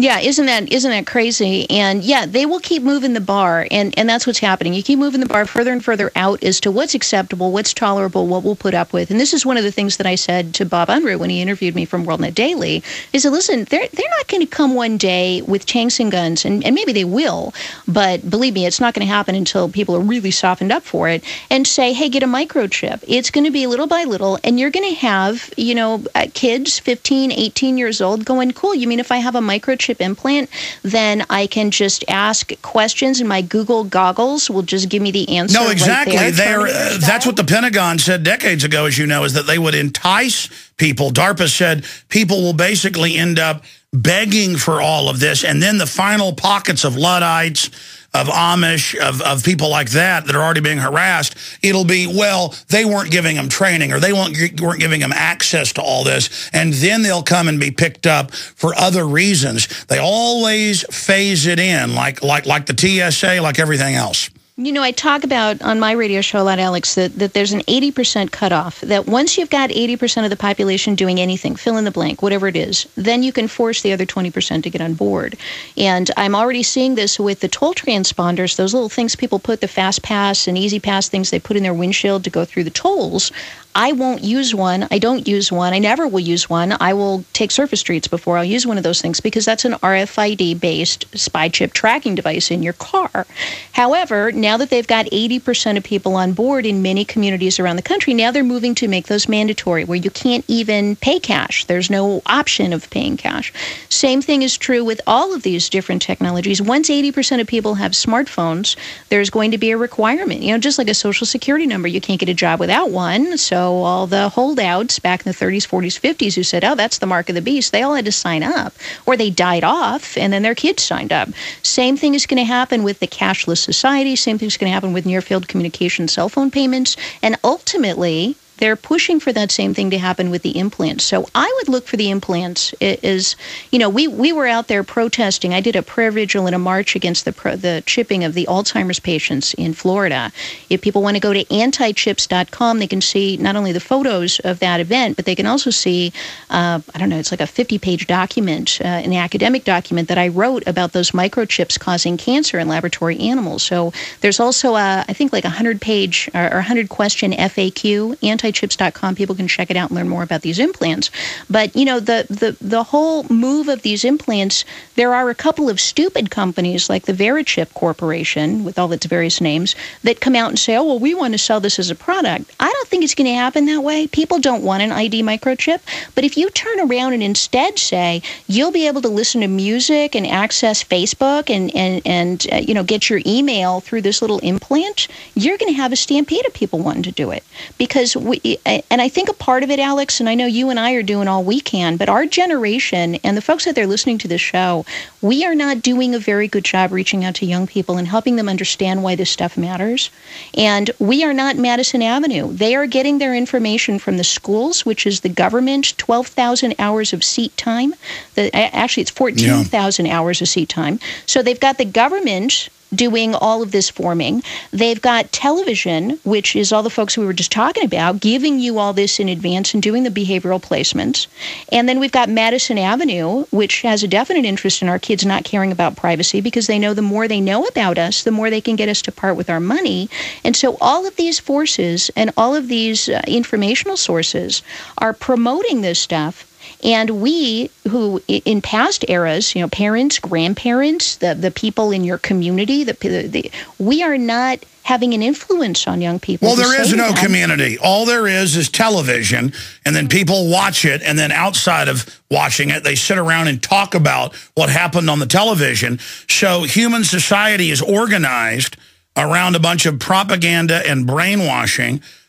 And I mean, that's the proof of the New World Order's crimes, is not just all the admissions and convictions, Catherine, but the anti-family, anti-human, poisonous messages they shovel. Let me ask you this.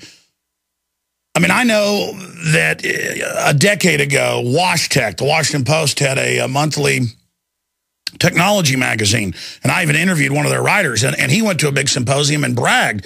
He said the media is pushing body modification and all this ahead of getting everyone ready to take implantable chips. And you think about the fact that these globalists operate in 10, 20, 30-year plans and work in concert together as a ruling class, enjoying the fact that they govern the world and roll out the PR, and then we buy into it like an artificial habitat, like we're animals drinking from the poison, water well that they've poisoned, the poison system.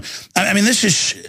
So what you're saying about technology being double-edged, they're designing it all to be oppressive and to have the back doors. And so I think it's the message of showing people how it's being deployed to ensnare and entrap. But then what do you do? Because already to communicate in the matrix and to reach people in the matrix, you have to be in the matrix. Right, that's right, and I always go back, Alex, when I get frustrated by that, because I'm not going to get an iPhone, so I may be like that guy in the 1920s who was driving his mule team down Main Street while the cars were honking, because I'm not going to get an iPhone. That's where I'm drawing the line, because I know that that's going to be near-field communication that is one step away from the implant. It's those phones, and they're already a privacy disaster. So what I take solace in, though, Alex, when I think about that, is I always think about what it says in the Bible: what you intended for evil, I have turned to good. So there is nothing out there that Satan can throw at us, that these technological monsters who want this transhumanism, there's nothing that they can throw at us that if you maintain your integrity and stay within your own bounds, and I would encourage everybody, draw those boundaries now, because they're going to be really working on your psyche to try to get you to change them. Draw your boundaries now, figure out where they are, and then work within that. I've got a very good friend who shares a lot of these views. She just got an Apple computer because she had to for work. And she says, well, if I'm going to be logging onto Facebook, if I'm going to be logging onto these places for my work to convey these important privacy notions and to convey this important stuff, I'm going to do it with my eyes open, fully aware, and also not become addicted. They call it nomophobia, I think is the name of it. It's cell phone addiction. And they found that over 50% of people are suffering from cell phone addiction. Listen, I go to restaurants and places and people aren't even talking to each other, myself included. They're on the cell phones. Children, they've had studies, as you know, that have come out, are using a lot less words now. You can see people already being sucked into the matrix. What big studies came out a month ago? That it's reprogramming brains in a bad way and increasing autism. I mean, this is really, really coming to a head. I had somebody 28 years old write into me through my radio show and say, I went back to college. I'm in with a bunch of 18, 19, 20, 21-year-olds. And by the way, present company excluded. All you young people listening to Alex, amen to you and thumbs up. But, he was writing that you can't even carry on a conversation with these people. They're shifting. Their eyes are shifting around. They're moving from foot to foot. They can't hear the end of a statement. They have no attention span. They've been programmed down. I mean, we know it hurt children to have their attention span go from from about an hour down to like 6-7 minutes for cartoons. Now it's a matter of seconds, and all they can do is gibber. And let me explain what I've a understanding I've developed. Their brainwaves are near, and this has been confirmed, near a dream state. And they're in a fantasy of a fake archetype program of the trendy they are. Of the Madison Avenue archetype they've taken on. And that's why they smile with pleasure and look down on everyone else's scum. So it's like people in the Matrix walking around that they're movie stars in the Matrix. It's just like the movie The Matrix, where he says, I don't remember anything. Put me back in. Make me a movie star. They are walking around thinking they're trendy, and there's no one even home now.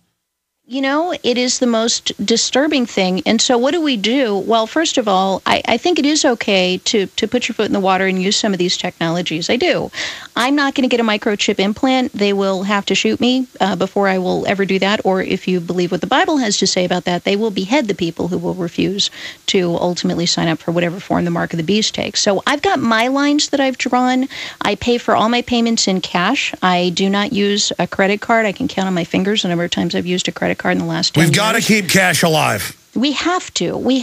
But, but again, I was thinking about this. The guy driving down Main Street in the 1920s in his mule cart, at some point, that guy's going to get old and die, and then everybody drives a car. Or the people who said no to the telephones, who thought it was impersonal. The Amish are fascinating to me because they've actually said no and let all of the freeway of technology race around them, and they're still on their mules without their phones. So, well, I can see people 300 years ago seeing those cesspit cities and saying, we don't want any part of this, we're going to the countryside. That's right. Well, there's a new study out today that perhaps you saw that actually the Amish are the only population in America that seems completely resistant against all of the allergies that our kids have. So you look at that and you go, okay, well, what is it? Is it exposure to radio, electromagnetic radiation? Well, that's what the top scientists are saying, is it's a cocktail. It's the GMO, it's the air conditioning chemicals, it's the computer screens, it's all of it's the frequency pollution. Absolutely. And, I was reading my Bible recently, and it refers to Satan as the prince of the air. And, that really hit me. I was like, okay, so I've got a light outside my studio here that says on the air. And, we're broadcasting out through the air. There's air all around us that is absolutely filled with communication. And fortunately, in our case, we're communicating good stuff. But a lot of what that's floating around is impacting people's bodies. We've got radio waves. We had television waves up until recently. We've got all of this wireless, Wi-Fi, RFID, all this stuff coming through the air. But we can't see it, and that's where the globalists always come at you, in the food, in the water, in the hidden tech inside your iPhone. Everything is hidden. That's what a cult means, is hidden, and they are the masters of the hidden world, and they've built this whole hidden world around us, and now they told us, oh, that stuff doesn't exist, children, but now as they phase it out, they go, you know what, it did exist.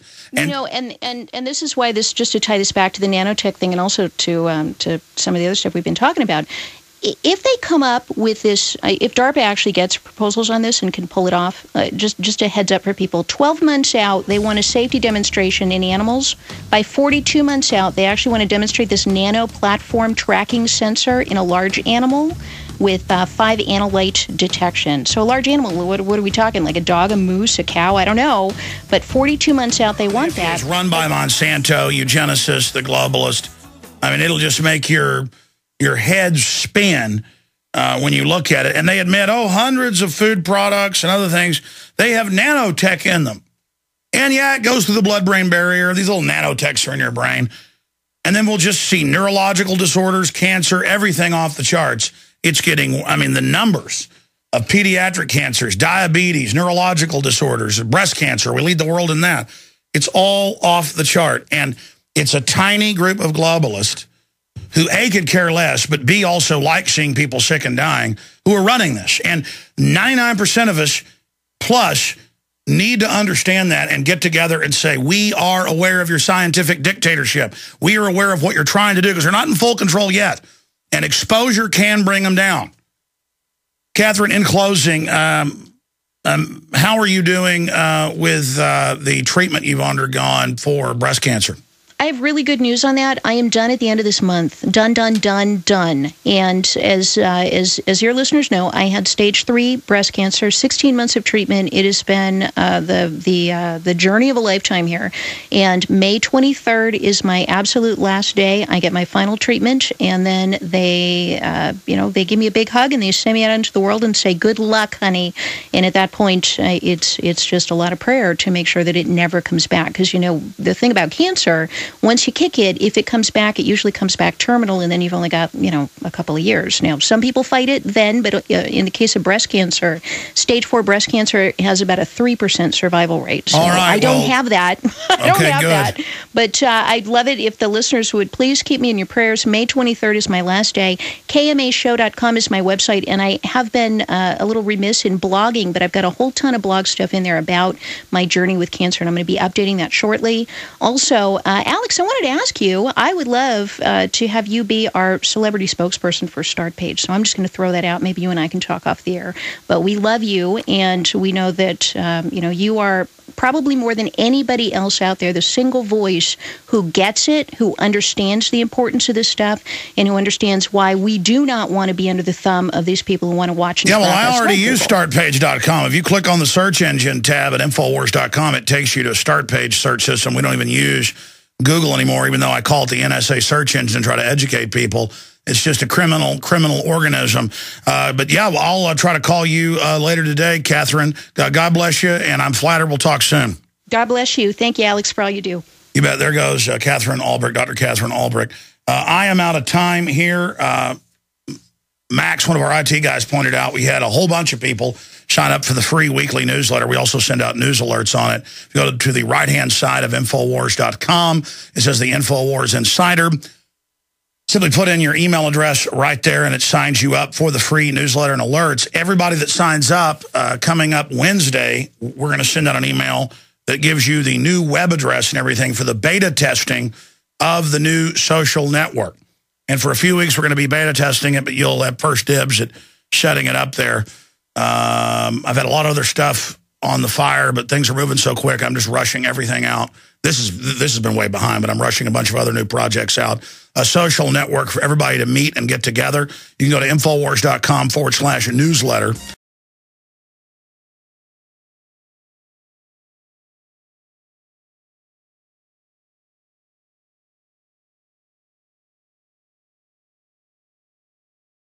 The news brought to you by